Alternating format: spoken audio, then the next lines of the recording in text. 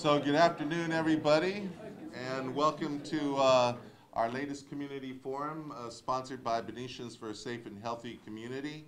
We're a group of local Benicia residents who have come together to learn as much as we can about Valero's proposed crude by rail project.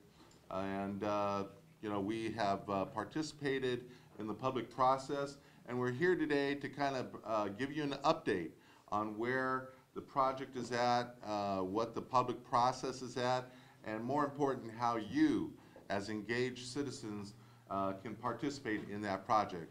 Because obviously the Planning Commission and the City Council are going to be critical in the approval of this project or the denial of this project or the modification of this project.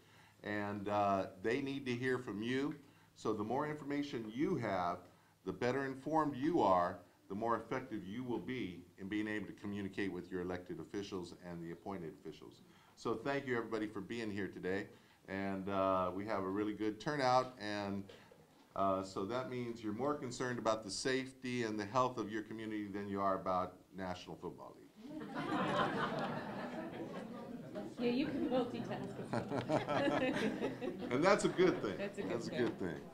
And so one of the things I just want to kind of walk through the agenda with you so that you know what you're going to be experiencing today. And we are very proud to once again have a couple of great presenters, and that's in Antonia Juhasz, as well as Diane Bailey, and then of course our own Marilyn Bardet.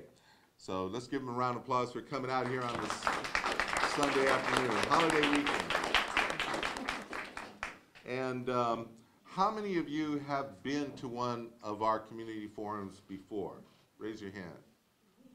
Okay, so that's about half of you. And how many of you, this is your first time coming to a community forum about crude by rail? Right. Excellent, thank you. So one of the things that we're also going to be doing is after the presentations, we're going to have a question and answer period. And so Pat and Rebecca have some file cards, so you will be writing your questions down. So hopefully you brought your pens and pencils with you. If not, I believe we have some extras. And you will submit them up here. And so if you could write who you would like to answer the question, that would be most helpful. They'll be submitting them to me, and I'll be reading them. And so then we'll have our panelists answer those questions. And then for your information, our good friend Constance Butel, wave your hand, Constance, is videotaping this, and it will be available on YouTube for those of you who watch stuff on YouTube. And for those of you who do not, you can go to safebenicia.org, which is our website, and right up there. Those are the two most important websites you need to know about this, safebenicia.org, and that's where you can find the video of today's program. You can share it with your friends and family members who couldn't make it today or may be more interested in football. And then the Benicia Independent, our good friend Roger Straw, who unfortunately is ill today, so he can't make it out here. Maybe he's watching football, but Benicia Independent, every couple days, sometimes every single day, Roger is updating news stories about crude by rail from all around the country, as well as trends in the oil industry. So that's a very excellent resource for you to consider, BeniciaIndependent.com. And we've gotten over 1,300 signatures from local Benicia people who are opposing this project. So we believe that's a very significant accomplishment. First up is Antonia Juhasz. She's been here before. She's an oil industry analyst and author. There we go. But I will start by saying derailments are not a rare occurrence when it comes to moving anything by rail, including crude. And these are just 3 recent derailments in just about the last year at the Valero refinery, 2 of which included petroleum coke. Go on. And then this is, I'm just going to go through a series of recent crude by rail incidents. So these are all trains carrying crude that have derailed. recently. And we'll just go through them fairly quickly. So this is in LaSalle, Colorado, May 9th, 2000, oh, sorry, not that quickly. That's right. In May 2014, 6 of 100 cars derailed on the banks of the South Platte River. 6,500 gallons were spilled. By September, they'd already confirmed that it polluted the groundwater in the area with benzene. Next one. This is Lynchburg, Virginia. This is a huge derailment in April. 17 cars of a 105-car train carrying Bakken crude derailed. 30,000 gallons were spilled. This is still Lynchburg. So basically these oil fires are very difficult to fight, particularly with the Bakken crude. And it basically they had to just let it burn. And the black smoke was coming over the city for hours after the derailment. As you can see, several of the trains derailed into the James River. They burned in the river and left an oil slick 17 miles long. This is a derailment in Vanderbilt, Pennsylvania in February. 21 cars from a 120-car train derailed, spilling 3,000 to 4,000 gallons of crude oil. This is a bridge. This is Philadelphia, Pennsylvania in January. A train carrying crude derailed. Fortunately, it didn't fall off of the bridge. They got it back on. Next one. This is New Brunswick, Canada. I've only got a few in here from Canada. I didn't do all of them. This is January 7th. 19 cars derailed and caught fire 30 miles from the U.S. border. This was carrying propane and crude, 50 homes evacuated. This is Castleton, North Dakota, January 1st. 480,000 gallons of crude oil spilled when a mile-long train derailed. This happened just barely a mile outside of the heart of town. You can, only imagine what would have happened if the train had moved into the center of town. It set off a series of explosions, giant fireball, forced the evacuation of 2,400 residents. Next one. Aliceville, Alabama, November 2013. This is the worst U.S. modern crude transport derailment. 750,000 gallons of Bakken crude spilled. This one set off a series of explosions as well, and this is in a wetlands.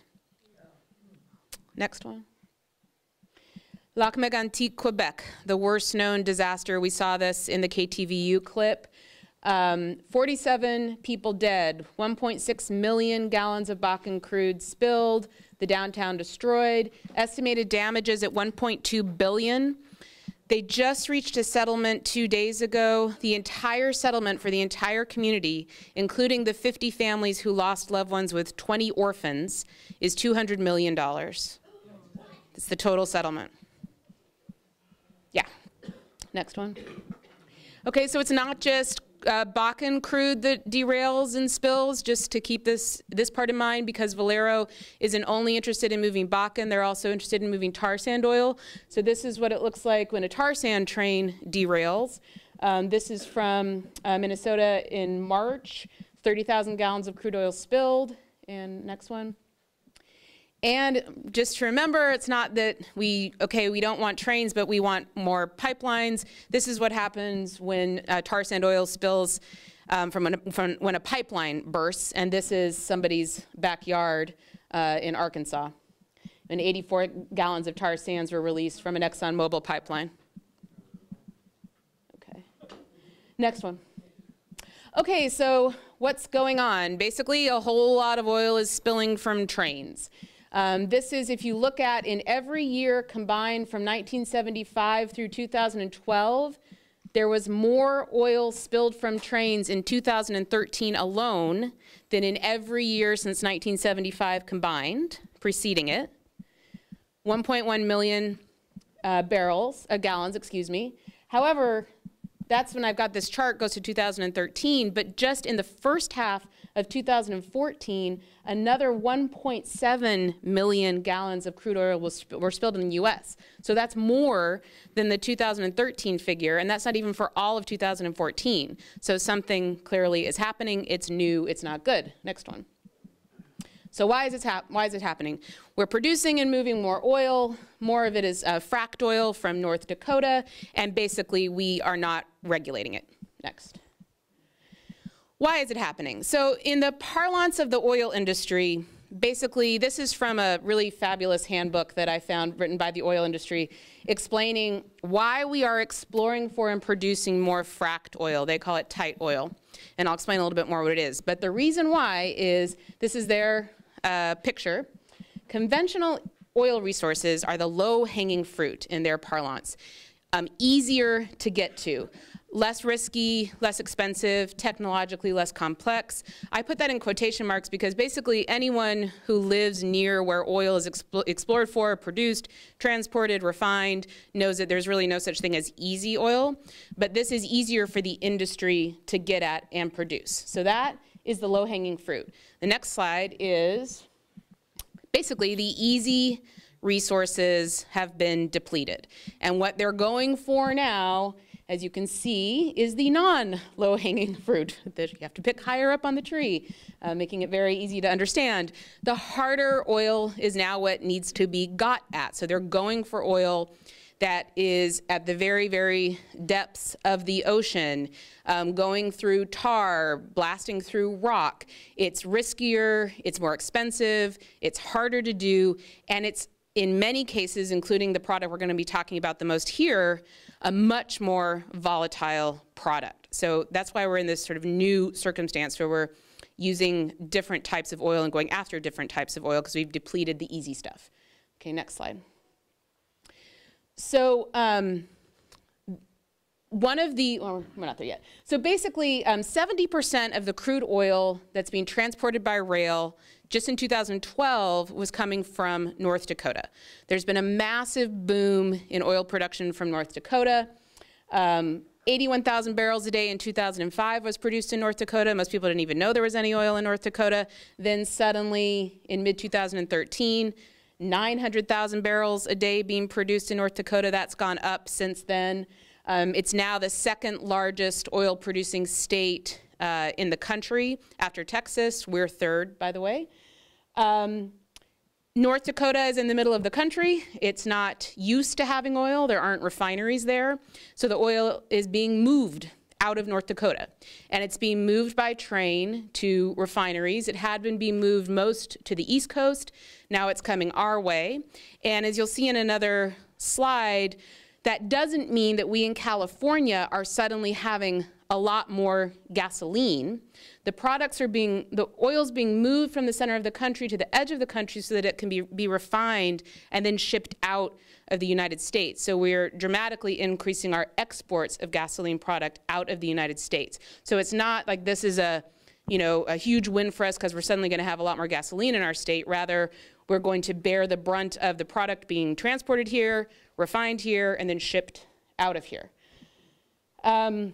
So as this production has grown, the amount of oil being moved by rail has catapulted. So from 9,500 carloads in 2008 to over 400,000 in 2013, an increase of 4,000%.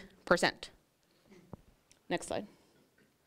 Okay, what's being moved and what's the problem? So part of the problem with North Dakota crude that's being fracked to get it out of the ground is that it is a very volatile product. It's really more akin to gasoline than it is to oil. It's highly volatile, highly combustible, and highly flammable. So this chart shows basically the volatility levels of different types of oil. So in California, we're used to getting oil, for example, from Iraq, from Saudi Arabia. The North Dakota crude is the top line of volatility. The crudes that we're used to are half as volatile or less. So this is just much more of a combustible resource that's coming. Next one. But it's not just dangerous for people along the tracks. This is also very important for the safety of workers who have to deal with this product, not just first responders, but the people at the drill site. Drilling for oil has now become, hands down, the most dangerous occupation in the United States. North Dakota is the second biggest oil producer in the nation and the first in worker death rates, more than 6 times the national average. The fatality rate in the oil and gas industry in the nation as a whole surged as the drilling boom accelerated after 2002 and is 7 times the national average of all industries. Within the oil and gas industry, drilling contractors had the highest fatality rate from 2003 through 2008, and workers for smaller companies were more likely to die than those for larger companies. Next one. Okay, so what's going on? We've got a more flammable product, but we also have, as was mentioned in the KTVU piece, we just don't have the right equipment for doing it. Not that we could have the right equipment, so I'm going to go into that as well. I don't think there is a safe way to move this product. I don't think it should be moved by rail or by pipeline, but the circumstance that we have right now is that we have old cars, they're called DOT 111 train cars, that were not designed for this purpose and are not able to handle it. The cars themselves, when they derail, and they do, was not engineered to move crude oil. It was not designed for this purpose. The National Transportation Safety Board flagged this car as unfit to haul crude, as it is prone to puncture and to crash. The DOT finds, so this is, sorry, the Department of Transportation has concluded without a phase-out of DOT 111 cars, this is their estimate, the Department of Transportation, 15 mainline rail accidents will occur each year, and an additional 10 catastrophic accidents of the magnitude of Lac Mégantic or worse over the next 20 years. Next slide. Now, there has been proposals of a voluntary shift by some rails to use a more, what they're calling a safer car. It's made some adjustments to the DOT 111 car. But of the 92,000 DOT 111 cars that are in use, 78,000 still lack these extra safety measures. But many people are very concerned, including myself, that even with those safety measures, it's not going to solve the problem, because in the Lynchburg disaster, 14 of the 17 cars that derailed were the safer car. And at least one of them released all of its contents into the James River. And they're still analyzing the findings of this, which is why I don't know exactly what happened with each one, but they know for sure at least one of the ones that was in the river and had spilled its entire contents was the safer car. The safer cars also aren't likely, even if they do, if the new regulations do get passed, aren't likely to be in use until 2020. Next slide. So it's not just the cars, by the way, it's also the trains. The problem is the way the trains work. So these trains are longer, they're heavier, they're more challenging to control, they can be more challenging to slow down or stop, they can be more prone to derailments when put in emergency braking, and the loaded tank cars are stiffer and do not react well to track warp. It's the Department of Transportation, so it's also the trains. Okay, thank you. Next one. Yeah, thanks. Okay, so the National Transportation Safety Board is not fond of the movement of oil by rail, for good reason. So these are some findings by the National Transportation Safety Board. 1, the NTSB believes that because conditions have significantly changed with the recent massive growth in crude oil transportation, the regulations are no longer sufficient to mitigate the risks of petroleum product releases in accidents. Next one. The Secretary of the Department of Transportation said, transporting Bakken crude by rail constitutes, quote, an eminent hazard. The Vice Chair of the National Transportation Safety Board said, quote, it is an unacceptable public risk. Next one. National Transportation Safety Board, oil spill response planning requirements for rail transportation and oil petroleum products are practically non-existent. compared with other modes of transportation. That's something that first responders need to be concerned about. There aren't plans in place. That means if you work for the fire department, if you work at the emergency room, if you work for the ambulance, you're just going to be thrown into this mess. And that's why we also saw in the KTVU piece, they're starting to do some local training, but there's no requirements to do that, and there aren't good guidelines for doing it either. Next one. National Transportation Safety Board therefore recommends, where technically feasible, require rerouting to avoid transportation of such hazardous materials through populated and other sensitive areas. Now, when we've seen those derailments, I want you to tell me where you think is a good place where these trains should be rerouted to. Where is the non-sensitive area? Where is the place where you think it's a good idea for this explosion to happen? Next one. And then these are just some specifics of the Valero project, but I don't think I need to go into that because other people will do that. So maybe we can just skip that. This is the stat I wanted to I think is important to point out. Basically, we're shipping the product out of California. We're not using it here. Next one. And that's it. All right, that should be 20 minutes. Thank you very much. I look forward to your questions, and thanks for being here. Our next presenter is Diane Bailey, and she's a senior scientist with Natural Resources Defense Council, and also another colleague who's done a lot of work on a lot of the projects here in the Bay Area, and especially a lot of focus on the Bay Area Air Quality Management District. They do have a role here because when this stuff is offloaded from trains or offloaded from ships, there are emissions, and the refinery itself is engaged in emissions. And Kat, raise your hand. She's been doing some research every month when the Bay Area Air Quality Management Board meets.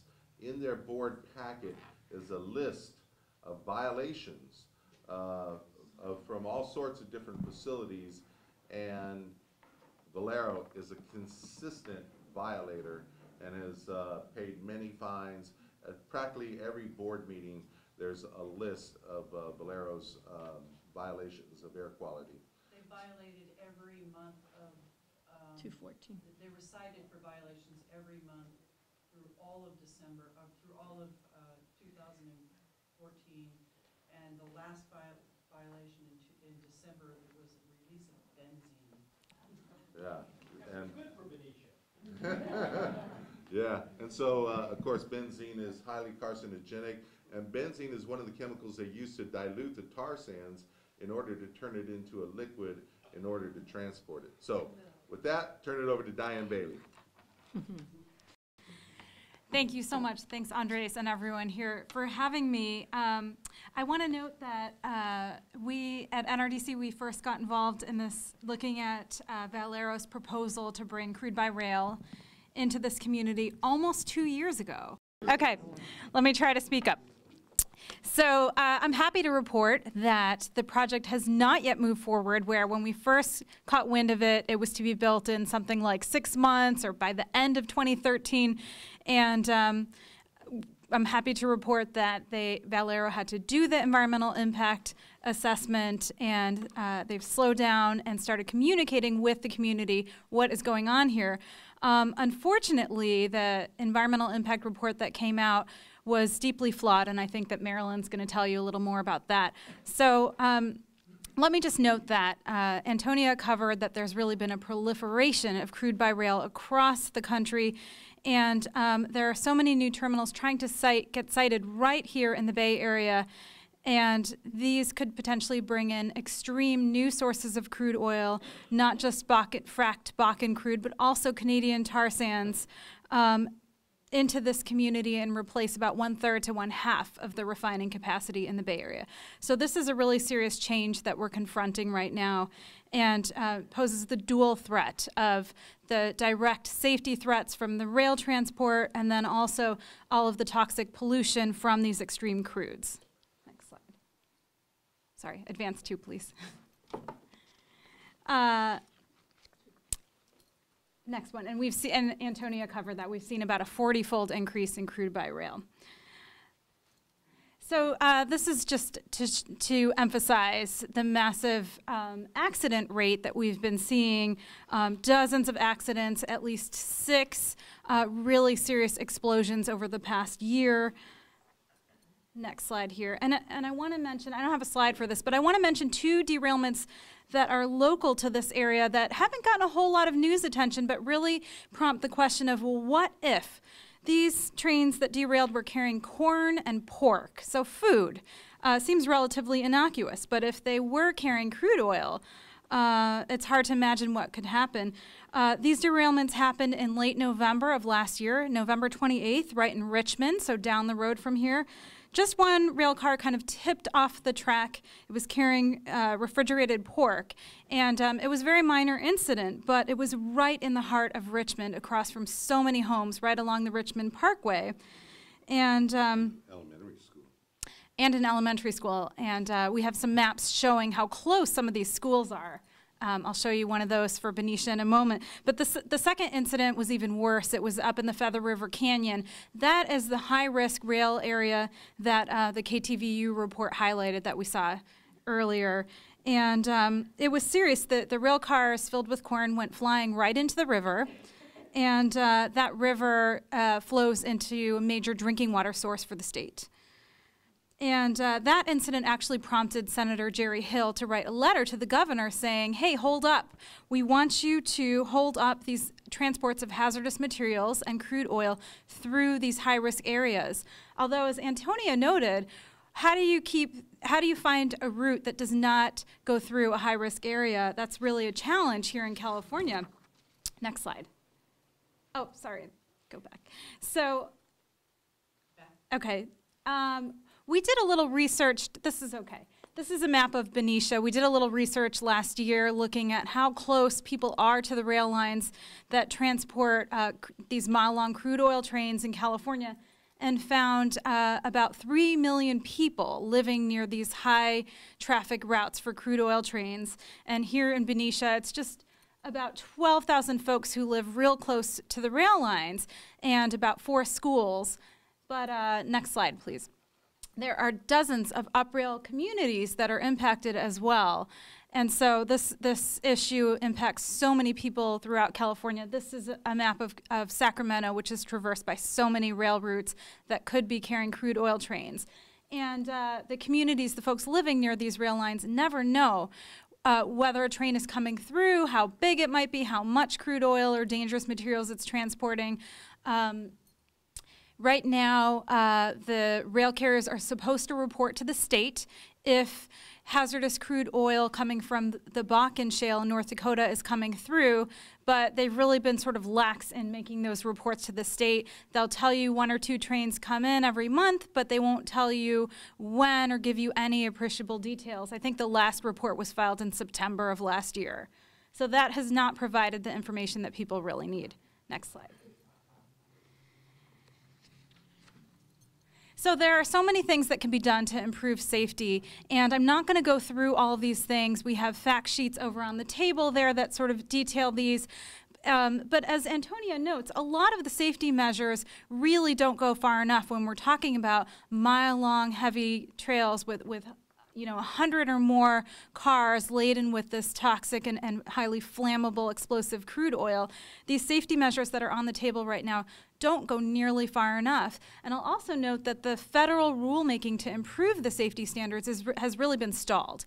A final rule was supposed to be delivered this month, and we're hearing announcements that that's not going to happen, even though Canada is set to go forward with their rule phasing out the dangerous tank cars. The U.S. seems to just be gambling with the health and safety of communities. Fortunately, there are things that local government can do, including the city of Benicia right here. The cities where the crude oil rail terminals are being sited actually have a lot of power and authority to say no to dangerous developments and to require a good cumulative impact assessment looking thoroughly at all the public health and safety implications of a project. That was what the environmental impact review was supposed to do for Valero's project. Some may argue that it did not do nearly enough to really explore those impacts, and I'll let others speak to that more. Next slide. I want to highlight that there are also other agencies that can play an important role in permitting these projects, the Water Board, and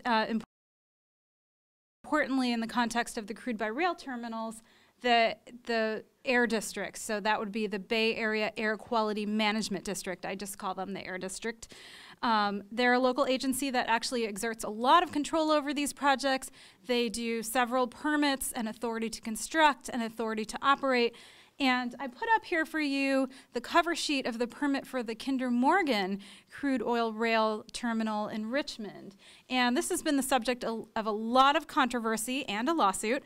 And it remains very controversial because the community didn't even know about the terminal when the Air District decided to issue these permits. It was communicated to the city and all of the residents through a public news report. So that is really disconcerting, and even more disturbing is the fact that this air district really has not come to grips with the full magnitude of impacts from extreme crude oils like Bakken crude, and I'll get into that a little more later. But I hope that you can see kind of down on the bottom of this slide, there's a table of emissions numbers associated with this terminal, and the numbers are crossed out. And that raises a lot of questions. Why did they cross the emissions numbers out? So there's a struggle going on within this agency. Something's amiss. The engineering staff level know that there are some serious issues with bringing this extreme crude oil in and leaks at the terminals. This particular terminal tried to do some source testing to measure the amount of fugitive leaks, the amount of organic hydrocarbons leaking from the rail cars while they're pulling into the terminal and while they're being transloaded to trucks in this case. And they aborted the first two studies because they had serious leaks. And on the third study, we have not seen the data. The data is missing from the permit file. All you see is a cover memo from the head engineer saying, well, the total levels of hydrocarbons are below the permit limits, so everything's okay. But it really makes you wonder. And I think, you know, it's really important for communities, particularly here in Benicia, to raise questions with the Air District. What is this agency doing to account for these extreme crude oils and ensure that these terminals are operating safely? Next slide. So I want to talk to you a little bit more about the implications of these extreme crude oils. This is a photo of tar sands from Canada. It's a solid fuel, kind of the consistency of peanut butter when you mine it out of the ground, and it's incredibly toxic. This is hard to say because there's no such thing as clean crude oil, but tar sands is exceptionally toxic and dirty and dangerous relative to conventional crude oil, and there are all sorts of environmental impacts. Next slide, please. There are serious impacts that start upstream where it's mined in Alberta, Canada. And I won't go through all the details, but we do have a fact sheet over here on the table that details the toxic, hazardous, and dangerous impacts of tar sands from when it's mined to the transport to the refining of it. And I'll note that in Canada, they've documented some serious contamination in the snow and in river sediment and river water around where these mining facilities exist. Next slide. And that has translated to very serious health impacts within the communities. There are some indigenous communities that rely on nearby lakes and streams for their food, and these communities are seeing some serious impacts, elevated cancer rates, and other health impacts. And so you see that there's this huge sacrifice zone in Alberta around these tar sands developments and around the upgrading facilities that do the pre-refining before tar sands gets shipped out. And so these folks are really the canary in the coal mine, showing that something is very dangerously wrong with tar sands. Next slide. So there are also serious air pollution impacts when you import tar sands into the Bay Area region, for example, to be refined. And that's because tar sands has some unique qualities that make it very difficult to refine. A lot of contamination with heavy metals. For example, tar sands tends to have about 5 times the lead content of conventional crude. And when you start to refine that, that becomes airborne in some way or goes out. into the byproducts, into ecosystems where it causes widespread contamination. And there's some brand new research being done by Greg Karras from Communities for a Better Environment, looking at what happens, trying to quantify the air pollution impacts when you start to process these tar sands. Usually you see tar sands processed being blended with conventional fuels, and so if you consider about a 20% replacement of conventional fuels with tar sands, you're looking at about a 14% increase in air pollution from the major units at refineries. And when you start to see a 50% replacement of conventional crudes with tar sands, you see pollution at the refinery go up at almost 50%, about 25 to 47% from the major units. So these are some really serious impacts that have not been accounted for. Next slide. And there are also some serious odor issues because tar sands are really high in sulfur, and in particular a group of compounds called mercaptans, which have very unpleasant odors and also can be quite toxic. And they are also highly flammable. So just adding to the hazard of it. Next slide. I'm going to try to go through some of these other impacts quickly. They're documented in our fact sheets. Tar sands refining also creates a lot more of a hazardous byproduct called petroleum coke. Petroleum coke is laden with toxic heavy metals and other toxic substances, and it usually is in the form of a very fine dust that blows around and gets into people's homes. And so there's widespread exposure to it despite some best efforts to contain it. When you start to see tar sands refining, you see a doubling of petroleum coke production as a byproduct. And so that's a serious issue here. Next slide. I'm going to change gears and try to talk about fracked Bakken crude for a couple minutes. This crude oil is so completely different from tar sands, but they're both extreme crude oils and pose serious hazards relative to conventional oil. So in the top photos, you can see satellite imagery of night lights. And if you can see the red circle, let's see, on your right, that shows where the Bakken are being extracted in North Dakota.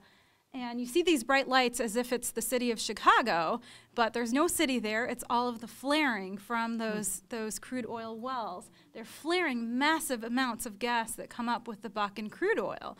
And not only is that hazardous because the Bakken crude oil still has some of these gases entrained in it when it's transported, but it's creating some really serious global warming impacts. So Bakken crude is very light and it's easier to refine, but relative to conventional oil, the climate impacts are so much greater because of this uncontrolled flaring. And some of you might have heard the recent news reports that we've seen the hottest year on record in 2014 in the US. This is really serious, and it's not the only sign of global warming. We're also seeing other serious climate impacts like increased drought, increased intensity in our wildfires, increased storm intensity and flooding, and that is only going to continue. And so utilizing these extreme crude oils is seriously worsening the problem and deepening the hole that we're in. Thank you. So even though Bakken crude oil is not heavy like tar sands, it presents that serious climate hazard. It also has the greatly increased volatility that Antonia talked about that makes it so dangerous to transport. And it has a couple of other toxic hazards, much higher benzene content that tends to leak out in fugitive emissions. And we're also hearing reports of elevated hydrogen sulfide, which is really dangerous to the workers. Next slide. So what can we do about this? If I've been frightening you, we're not trying to fearmonger about these projects. We're trying to say these projects, crude by rail, and the extreme crudes that they're bringing into our region are moving us in the wrong direction. And it's time for us to take action. It's time for us to collectively demand action. We've seen a number of cities pass resolutions against crude oil and a lot of actions against tar sands and fracking. But we really need to step it up if we're going to stop this. The oil companies have a lot invested in these projects, and very slick PR operations, and we need some serious community action if we're going to stop these dangerous projects. And I know that Marilyn and Andrés are going to talk to you more about that. Next slide. So I want to end on a positive note that I hope that we can keep these efforts focused on community health, because really at the end of the day, we're talking about community health. We need to do everything we can to minimize our fossil fuel addiction, to minimize the safety impacts on our community, and transport the fuel that we are continuing to use as we transition from fossil fuels as safely as possible, and really minimizing the impacts.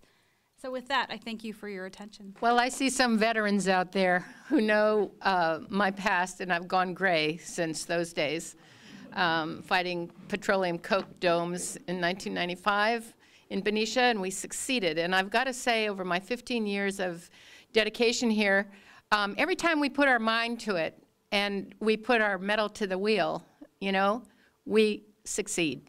So that's my good news, is that all of you here have a part in helping us succeed in defeating this project. And part of the way we participate is by addressing, under the California Environmental Quality Act, the draft environmental impact report that was produced by consultants for the city of Benicia. Now, just to give you a little context, back in 2013, right after Lake Megantic, we held our first forum to discuss the problem of this project being rushed through the city with the lowest level of review allowed under CEQA for a project of this magnitude, called an initial study. And the city's review of this project included an environmental checklist which said that there was really, with a few exceptions, they could give a pass to the project with a mitigated negative declaration on impacts. That's a hugely significant assumption. And we immediately, with the new formation of our group, Benicians for a Safe and Healthy Community, we went after that initial study and critiqued it thoroughly. I mean, we're talking pages and pages were written, and many of you participated in that. And it was because we showed up at the City Council, at Planning Commission hearings, and made our case that we were able to defeat the city's rollout of that project and an early adoption, and with NRDC's help too, because I hadn't even known that an environmental organization as large as NRDC was looking at this project in the context of what was going on nationally, as Antonia pointed out, and as Diane has understood well since the early days when NRDC first got a look at this project in February 2013. So, and it was, being designed back in 2012. So you got to see that there's been a kind of push by Valero to get this thing railroaded in. They like to get things done, right? And they brag about their safety. Well, anyway, to bring you up to date, on September 15th, 2014, we submitted on that deadline a 132-page comment from BHSC, on BSHC, on the DEIR, and this represented my entire summer's work. I don't think I had one bit of sunlight the entire summer. I was at the computer. We had, basically, the city was going to give us only 40 days to review this document, 1,500-page EIR, with addendums like all the way to J or K.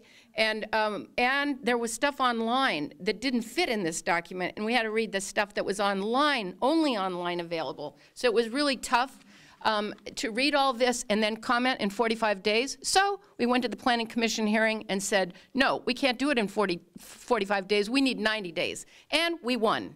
But guess what? That takes time to get that to happen. So when I'm talking about what it takes to address this under the California Environmental Quality Act and do a good job, this is what it takes.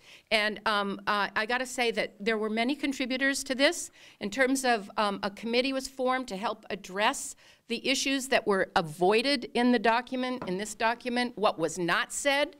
And it took me a long time, and I'm a veteran at looking at these EIRs. It took me a long time to realize how deceptive the document really was, is, remains.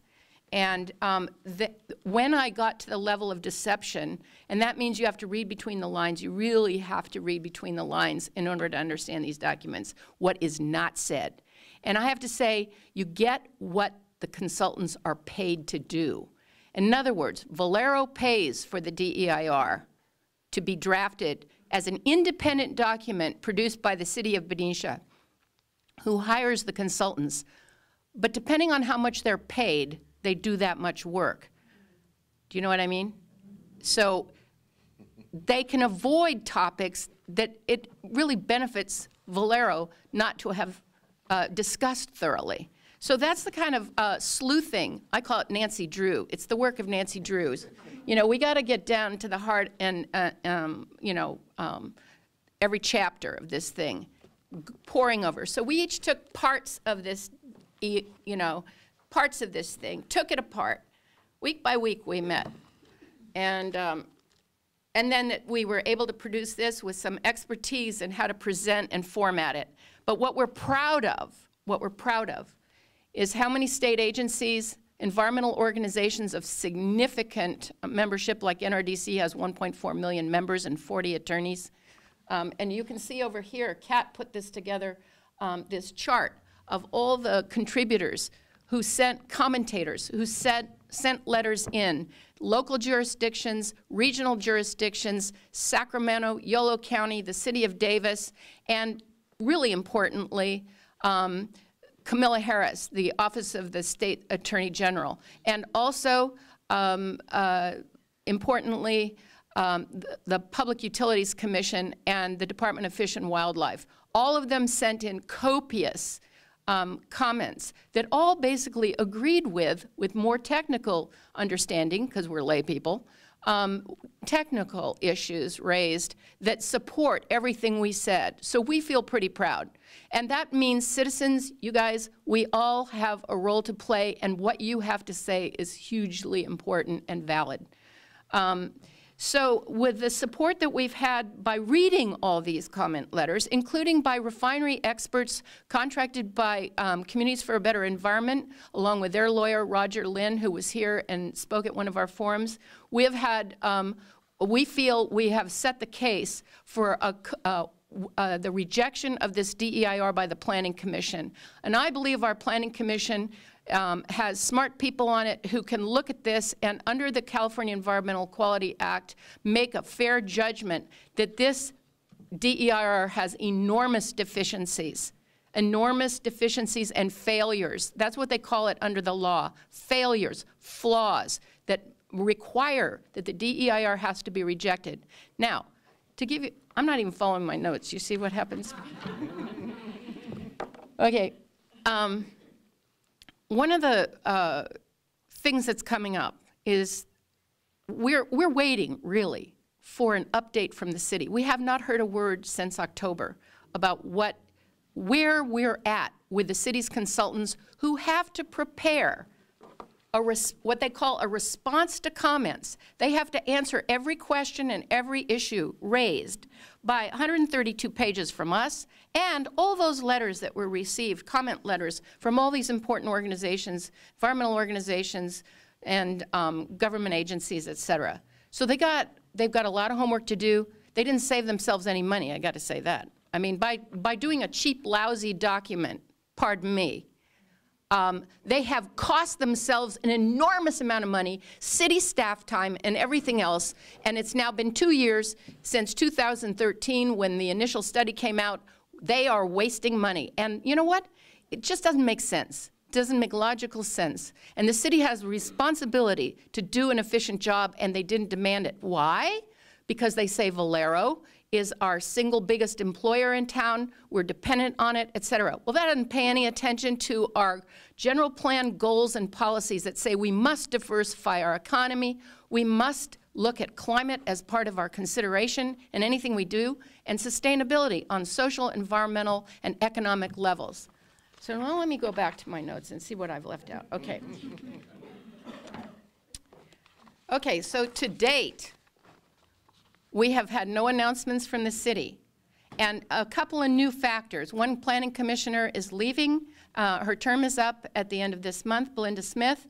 will not seek to remain on the commission, but I have to say, over my entire time as an activist in town, I know Belinda to be a skilled, highly experienced planner who understands the requirements of CEQA and what a draft EIR must accomplish. She will be missed on the commission for her knowledge and what she brings to any discussion involving major development projects such as the Valero Crude by Rail project represents.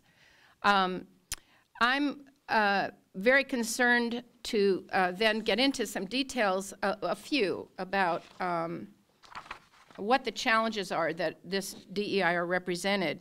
But there's one more factor that is new in 2015 that we didn't know about last year, the drop in the price of crude oil. Now, one of the big arguments in the DEIR that supports the whole notion of this project is, and it's couched in very, you have to read this carefully to realize and say, wait a minute, Valero's a corporation interested in profits. They're interested in their profit margins. And therefore, the price of a barrel of crude, which fluctuates quite a bit, as we're seeing, means a lot to them. And they're going after price-advantaged crudes wherever they can get it. And they've retooled their refinery as of the Valero Improvement Project that was permitted in 2002. They have retooled the refinery to handle very heavy crude oils, including tar sands, as we now realize and look back. It's prepared for that. So we're prepared, they've prepared for a changed crude slate for lower quality crude oil, lower quality resources that they use in the refining process. So what's dangerous to us is that their profitability is their highest goal, and they have to prove themselves to corporate offices in San Antonio. So, what's going on? They washing the floor? Oh dear. So they have to prove themselves to San Antonio. So really what we have here is we can trust that Valero will be concerned about their profits, but we cannot trust that they're going to be concerned about community health and safety when largely this project is going to be governed by the railroad, by Union Pacific Railroad Company. And I want to get into this.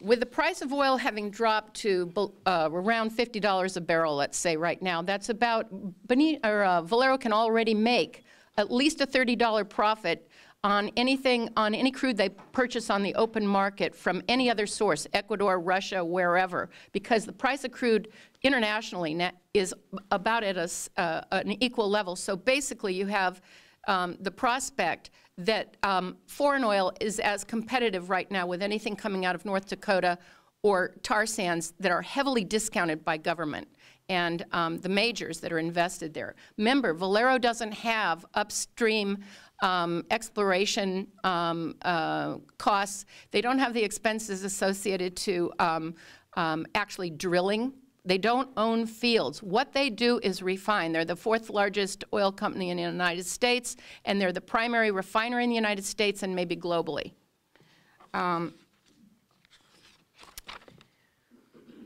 Okay, what are the major flaws that we uncovered with this document? The DEIR fails to fully disclose the full scope of the project operations by avoiding thorough discussion of the federal preemption law that puts Union Pacific Railroad in charge of all project operations off-site of the refinery. And you've heard now about the federal government's control of railroads by federal law. And so basically, our city does not have the authority, except by rejecting the project, that is, rejecting the DEIR and saying no to this project, that it's not good for the community health and safety. We have no control, should the project be adopted, about all of rail activity in and out of Benicia, let alone up rail, throughout California, all the way back to the borders and beyond, back to the source of these oils. So really, if you're thinking about this, Valero in this DEIR, oh, it's quite charming how these consultants phrased it. I really kind of enjoyed it. They were talking about how Valero requests that these 50-car trains that will be coming twice a day to an oil terminal offloading rack that will be built within the refinery property right next to Sulphur Springs Creek within their fence line. They say that Valero will request to UP not to bring the trains in during peak traffic hours. Wait a minute. They can't control train movements. They can request till they're blue in the face, but UP will do what they need to do, and there's no discussion in this document anywhere about delays. Oh, what if it doesn't leave Roseville on time? What if there's another problem up rail? Well, guess what? Benicia will be the ones to, Benicians will be the one to notice that the trains are coming into town at times that are inconvenient for peak traffic in the industrial park. What could happen to the industrial park? There's no discussion about how UP might park its cars, sideline these trains, and other locations within the park. And Ed Russell with Russell Woodworks has done a marvelous job in documenting the difficulties for switching operations within the industrial park to allow trains to come in easily without blocking driveways to major businesses like his own, et cetera, et cetera. I mean, this is complicated. Plus which we're bringing trains in through the Benicia Marsh, the Sassoon Marsh. So if you have a tar sand spill there, you can't clean it up. You can't clean that stuff up. It's like tar sinking into the soils, and you can't dredge it. You can't get it out. And how would you get to it? How are you going to do the emergency preparation training? How are you going to actually go out there and clean up an oil spill in the marsh? And further, how are you going to clean up if you have a catastrophic explosion? And this document nowhere talks about the severity of the possible accidents that we all have examples of. Thanks KTVU for that clip that showed us how many, and what Antonia and Diane have pointed out. There is no discussion of the severity of an accident that could happen here in Benicia, in the industrial park, or at the refinery itself in the offloading process. It's very, very dangerous because the fugitive emissions.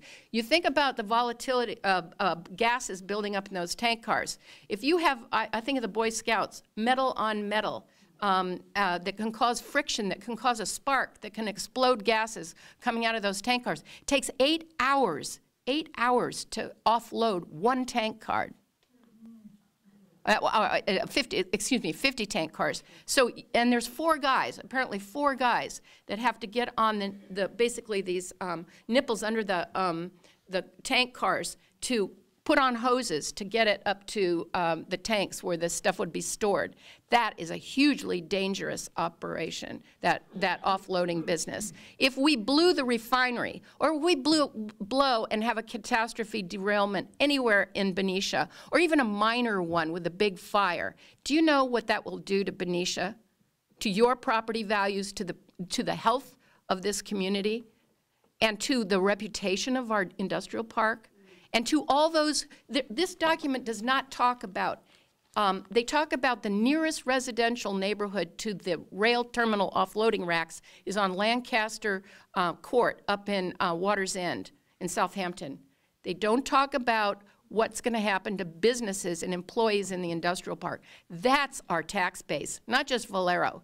That's our hope in the future, that we can bring other businesses into our town that are going to provide a different kind of revenue stream and maybe be a lot more sustainable and energy efficient, and not cause the disaster to climate that all of this represents. If you have questions about rail safety, you have to understand that we don't have any control of the kind of safety provided. And the railroads in shipping oil are going to make a lot of money, whether the cost per barrel is $30, $40, or $104. They're going to make money just transporting the stuff. And grain farmers in the Midwest are being kind of shunted aside to let these 100-long trains pass through. They have to go slower, et cetera.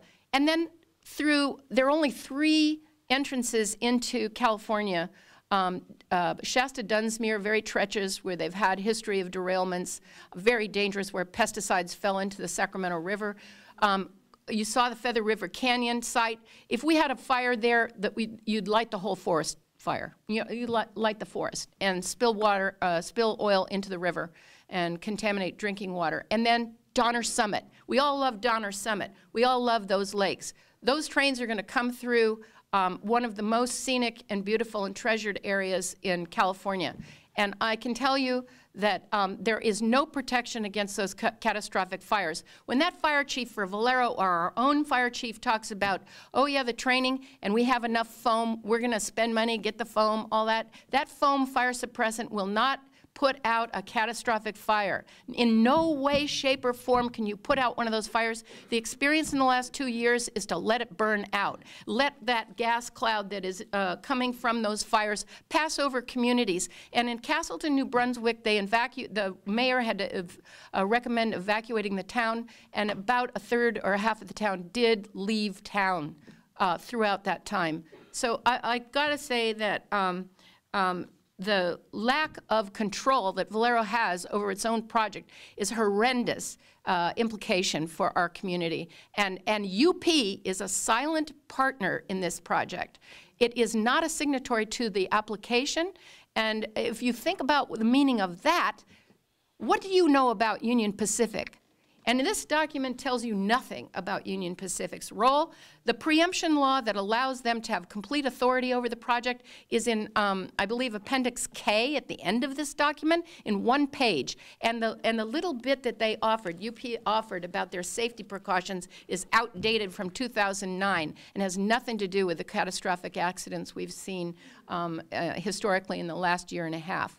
I'd be glad to answer any questions. I have printed out, like the letter from Camilla Harris from the Attorney General's office, the letter from SACOG, which is the Sacramento, I always have to, Sacramento Area Council of Governments, County of Yolo County, and also our DEIR never addressed the fact that the governor, Jerry Brown, had appointed a committee called the Interagency Rail Safety Working Group that published a report called Oil by Rail Safety in California, published June 10th, 2014. Our EIR was held up when they were producing it. It was delayed in circulating to the public, being circulated to the public. We got that DEIR on June 17th. They should have put an addendum that referenced this document and the importance of talking about these oils they want to bring in as imminent hazards, and that we do not have any rail safety protection for our communities. So it fails in every respect, and I'm going to count on all of you to show up at the Planning Commission hearing when the time comes to review the consultant's response to comments, because that's going to determine a lot about where Valero's going to take this. And if we have to appeal a decision of the Planning Commission, we will to the City Council. So if you have any questions, I'm happy to answer them. Talking about what is involved when you attend a Planning Commission meeting or a City Council meeting, and what if you want to write letters to our elected officials, or letters to the newspaper, the Benicia Herald, or the San Francisco Chronicle, or any of the other media areas. We're also going to be talking about petitions and getting signatures of more neighbors, more community members, and yard signs. One of our people here, John Vandersloot. John, raise your hand. What did you say? This is our sign man. So the signs you've been seeing around town, John's been putting those up. And one of the things we also have noticed, we have a sign over here. 38 signs so far have been stolen by the opposition, all replaced by John. And we got more signs outside, so you can go home with a special present. And then we're also going to have a group talking about canvassing, and then more of an others category that Kat is going to be heading up.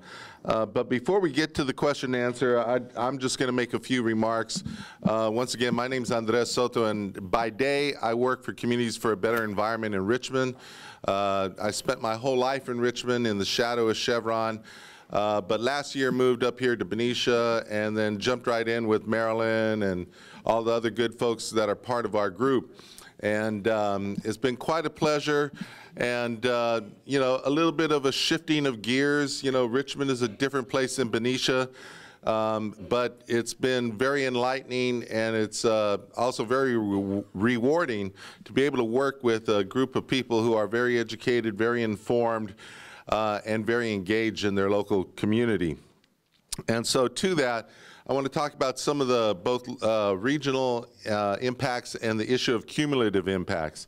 Let me start first with cumulative impacts. This is a very important concept because Benicia, even though it only has the Valero refinery, is really a key component of what is known as the Bay Area Refinery Corridor.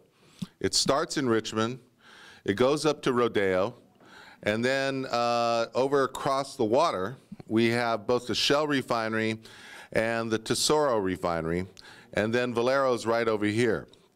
Now, one of the things that I find interesting is that I think it's because of history that the Chevron refinery is in the city of Richmond and Valero is in the city of Benicia. But Phillips 66 in Rodeo, the Shell Martinez refinery, and the Tesoro refinery are all in county unincorporated areas.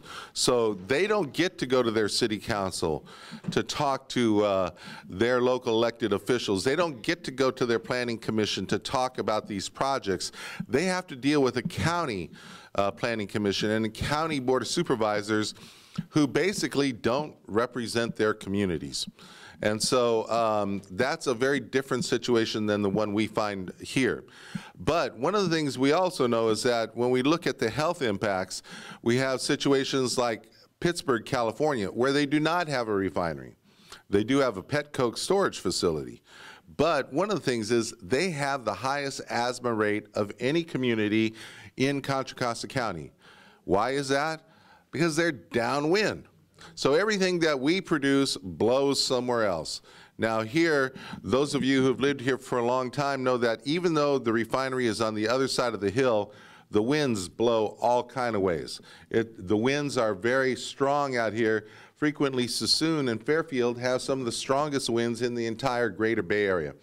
And so the stuff does not just stay within the fence line of the refinery. It blows all around, and it has a direct impact on our local health. And what happens in Rodeo, what happens in Richmond also impacts what happens here.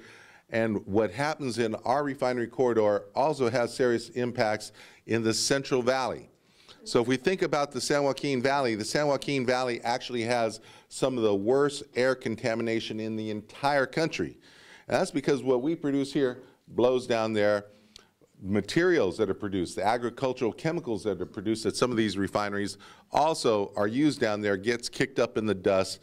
They're doing fracking down there, so now their water is getting contaminated. So, you know, we're all tied in together, and as was pointed out earlier, all of this is really contributing to the general climate challenge that we're all facing, and we have to think about our children and our grandchildren's reality and what kind of world are we going to be leaving for them. One of the things also is that I wanted to talk about, there's a refinery project down in San Luis Obispo. Sounds like a long way away, right? A couple hundred miles. But one of the things that we've discovered in this work is that the Phillips Rodeo refinery and the San Luis Obispo refinery operate and function as a single refinery. And Phillips refers to it as the San Francisco refinery. They're connected by a 200-mile pipeline. Now, Phillips has a project. They want to do crude by rail, and they want to bring it in massively. And unlike the current project in Richmond, the Kinder Morgan facility that brings crude by rail down to Stockton, and then it comes over the BNSF rail line. And how many of you have traveled Highway 4 near Alhambra Valley Road? Okay, and you see that old decrepit trestle that's up there, and it looks like, you know, a relic of the past. That's where they're bringing the crude oil on the rails across there through the Refugio Valley and Hercules, and then down along the coastline into Richmond. Well, if San Luis Obispo gets its permit, it will come right here past Benicia, over this rickety old trestle across the straits, and then it'll go down the coastline, right across the water over there by Port Costa, and then it'll come down the coastline through Richmond, through Berkeley, through Jack London Square, through San Leandro, Hayward, Fremont, San Jose, and south to San Luis Obispo. And one piece of good news is that this last week, last Tuesday, the San Jose City Council unanimously adopted a resolution against the approval of the San Luis Obispo Phillips 66 project. So we're all tied in this together. So what happens down there concerns us here. So, you know, we need to also exert leadership. So it'd be wonderful if our city council adopted a resolution similar to San Jose opposing the San Luis Obispo project, because once again, it's their project and we have no control, but it puts us at risk. Now, one of the things that we need to also learn from experience is that there was a reference to the 3 derailments within the Valero refinery in the last year. Well, in Richmond, there were the 2 derailments that were spoken about, particularly the one with the pork products. What was interesting about that was it was literally right across the street from an elementary school.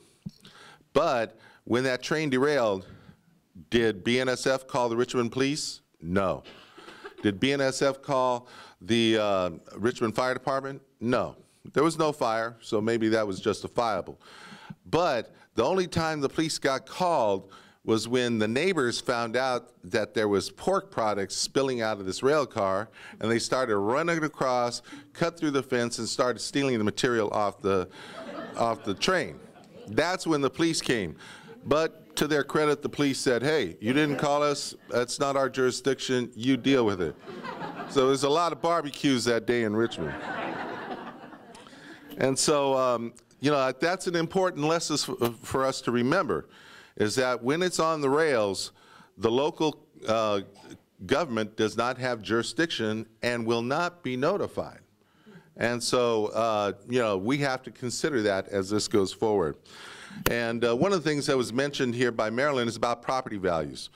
The 2012 August 6 toxic fire and explosion that happened at the Chevron refinery, what we now know is when the U.S. Chemical Safety Board came into town and they did their investigation, they're going to offer their final report at the Richmond City Council chambers on January 28th. So if you want to come down and get educated about how industry works, come to that event. It'll be 6 p.m.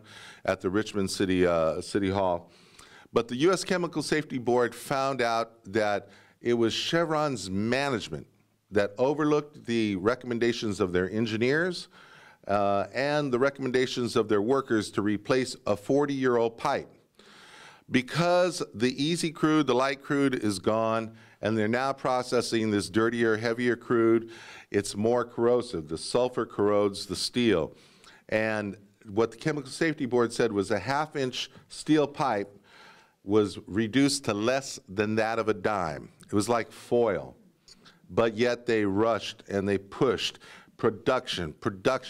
And when it was leaking, the workers asked to turn off the flow of the oil, and management overrode them and said, full speed ahead. And that's what caused that leak. That's what caused that explosion that sent 15,000 people to the hospital. And now they want to close the hospital. That's another issue. Yeah, Doctors Medical Center there's an effort to close that hospital. So one of the things, though, that is important for us to know is that in 2013, when the county assessor assessed everybody's property values, Richmond was the only city in the county whose property values went down. And why was that? It was directly attributable to the refinery explosion, in part because the refinery was now functioning at a lower level. And so less functioning, less profits, lower value.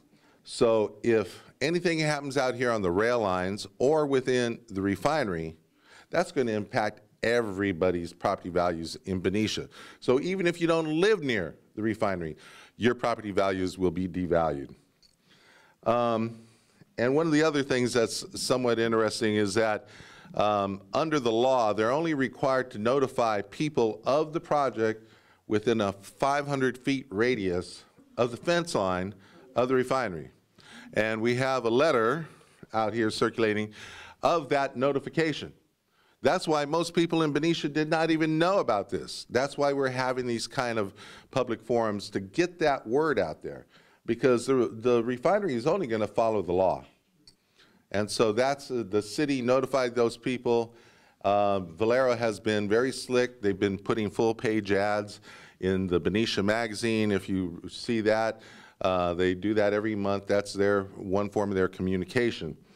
And then getting back to Lac Mégantic, you know, they talked about the $200 million, even though it was $1.something billion worth of damages, right? Well, one of the things that a person who came here to town last year to tell us about that event was that the railroad company filed bankruptcy. So they're not going to be able to pay out. So the people of Canada, the Canadian government, is going to have to pay that out. But the contamination from that fire was so severe, the soil is so contaminated that they're going to have to basically close the town down.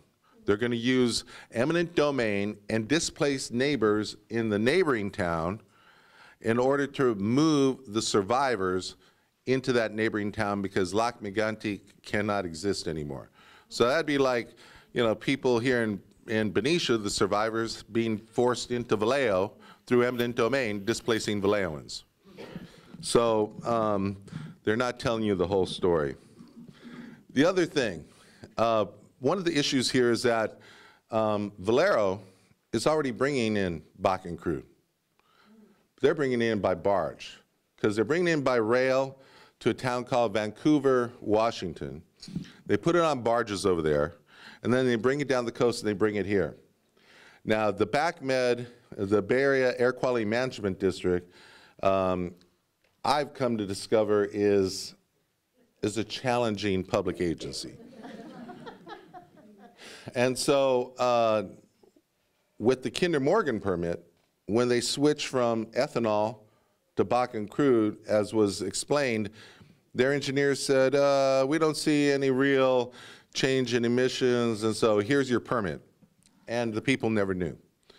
Well, right now, because they're bringing in the Bakken crude by barge instead of the conventional crudes, has the Air District notified us anything? Has the Air District tried to review that permit? No. So that's something we as Benicians should be putting pressure on the Air District. Why are you allowing them to bring in this Bakken crude by barge without a review of their current permit? And one of the things we've also discovered is that the board members are elected public officials from the 9 Bay Area counties. And anybody guess who our representative is representing Solano County on the board, on the Bay Area Air Quality Management District Board? One of his buddies, a guy named Jim Sparing. You guys know Jim Sparing from the County Board of Supervisors? Yeah, he's one of the more obstinate industry supporters at the BACMed board. And so we have been engaging in communication with many of the board members who are committed to the mission of the Air District of trying to clean up the air. And we're finding that they think differently than the staff. Now, some of them are very protective of staff because we've been going after staff who've been doing these permits. But that's the battle, is that we have to go around to all these representatives. Some of our strongest supporters have been people like Shirley Zane, who's on the Sonoma County Board of Supervisors. Very strong advocate on our behalf. John Joya, who represents the Richmond area, has now understood that he's got to stand up for the people. So these are, and John Avalos and Eric Marr, who are on the San Francisco County Board of Supervisors. These are some of our strongest allies. And so we have to cultivate those people and put pressure on the other people on the Air District Board to respond to the community's efforts. And then just for your information, the railroad workers, they're the guys who are at risk here. right? They're the people who work on that.